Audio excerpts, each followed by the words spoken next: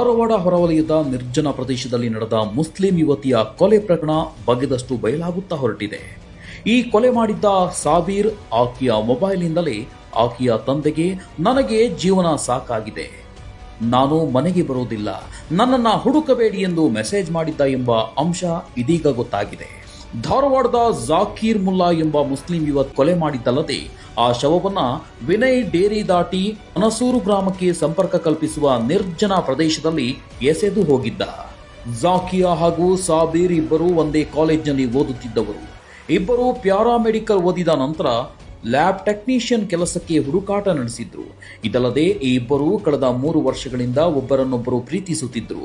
ಇವರ ಈ ಪ್ರೀತಿಯ ವಿಷಯ ಇಬ್ಬರ ಮನೆಯಲ್ಲೂ ಗೊತ್ತಾಗಿ ಮನೆಯವರು ಇವರ ಮದುವೆ ಮಾಡಲು ನಿಶ್ಚಯಿಸಿದ್ರು.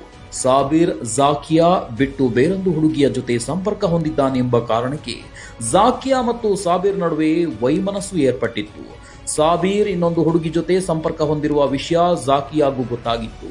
ಈ ವಿಷಯದ ಹಿನ್ನೆಲೆಯಲ್ಲಿ ಮಾತನಾಡಲೆಂದು ಜಾಕಿಯಾಳನ್ನ ಸಾಬೀರ್ ಮನೆ ಹೊರಗಡೆ ಕರೆದುಕೊಂಡು ಹೋಗಿದ್ದ. ತನಗೆ ಗೊತ್ತಿದ್ದವರ ಬಳಿ ಕಾರು ತೆಗೆದುಕೊಂಡು ಅದರಲ್ಲಿ ಜಾಕಿಯಾಳನ್ನ ಸಾಬೀರ್ ಕರೆದುಕೊಂಡು ನಿರ್ಜನ ಪ್ರದೇಶದತ್ತ ತೆರಳುತ್ತಿದ್ದ.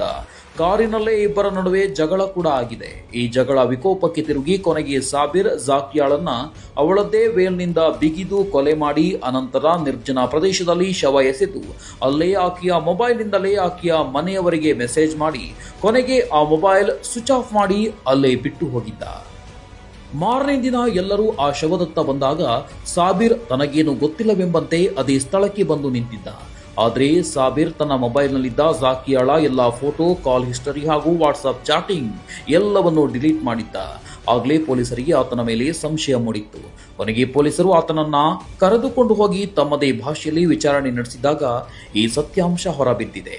ಸದ್ಯ ಪೊಲೀಸರು ಸಾಬೀರ್ನನ್ನು ಇನ್ನೂ ವಿಚಾರಣೆಗೆ ಒಳಪಡಿಸಿದ್ದು ಸ್ಥಳ ಮಹಜರು ಕೂಡ ಮಾಡಿದ್ದಾರೆ. ಇನ್ನು ಈ ಪ್ರಕರಣದ ಬಗ್ಗೆ ಹೆಚ್ಚಿನ ಮಾಹಿತಿ ಲಭ್ಯವಾಗಬೇಕಿದೆ.